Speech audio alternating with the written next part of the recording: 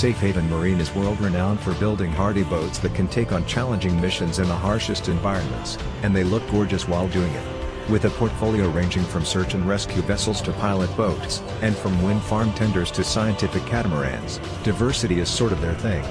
Last year they made a splash when they unveiled their stealthy high-speed patrol boat, the Barracuda. Now they've introduced its bigger and badder cousin to the world, the aptly named Thunderchild. Let's get this out of the way first. Thunderchild XSV-17 is one handsome piece of marine engineering, and seeing it in action only solidifies that fact. Watching the ship fly through the water, you immediately hear the synth beat from the opening of Miami Vice or the theme from Thunder in Paradise in your head, depending on your generation. There is no doubt that this thing has a lot in common with the high-performance race boats featured in both those shows. But Thunderchild is the real deal, with real military and law enforcement applications. It can also take one hell of a beating. Safe Haven sees a role for Thunderchild's production variant, which will be part of their Barracuda family of boats, in any maritime application where speed is critical. It cruises at over 40 knots, but can be throttled up to 60 when time is of the essence.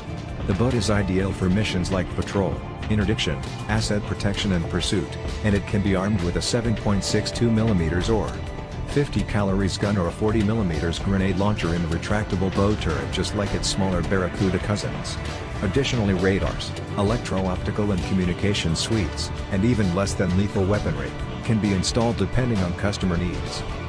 Thunderchild, with its stealthy design and extreme speed, could also act as a special operations support vessel for low-intensity warfare and reconnaissance missions. Here is how Safe Haven Marine describes the ship's decreased radar reflectivity. The design of XSV-17 utilizes various stealth technologies to produce a lower RCS, radar cross-section, allowing it to operate with a very high degree of invisibility to an adversary's radar. Stealth technologies are employed in the superstructure and hull design utilizing flat plane principles to its surfaces in the forward, aft and cabin-side projections to deflect radar beams away from source. These unique features work together with RAM and specialized outfitting, including minimal metallic fittings above decks, all of which combine to produce a vessel with a very significantly lower than normal RCS from all aspects. Above all that, it retains the search and rescue pedigree that Safe Haven has built over the years. When the clock is ticking, the difference between 60 knots and 30 knots can easily mean life and death. Thunderchild can operate with a crew of up to 10, 6-inch shock attenuating seats in the cabin and 4 in the bow cabin, which also includes a head and a berthing area. The Barracuda production variant can up the load to 16. The boat is 59 feet long and just over 13 feet wide. Fully loaded, she displaces 20 tons but has a draft of just 2 feet, 9 inches. Able to carry 1,320 gallons of fuel, Thunderchild could range out to 750 miles under power from her twin Caterpillar C12.9 1,000 horsepower engines. Its surface drive units are also quite special, as you can see in the video below. Probably the most unique feature of the boat is her hull, which was painstakingly designed to take on pretty much anything the sea can throw at it. Safe Haven describes Thunderchild's design as such.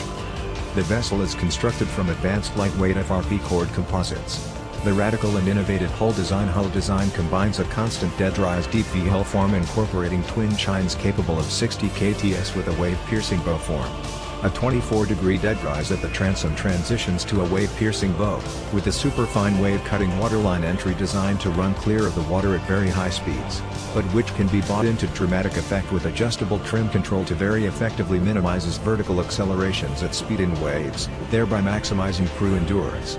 The hull provides exceptionally high levels of seakeeping abilities on all courses, with its twin chine arrangements providing for high levels of both static and dynamic stability. The design is fully self-righting, capable of recovering after capsize by a large breaking sea, and is survivable up to sea state 8, capable of operating effectively in up to sea state 6, and maintain operational speed in sea state 4.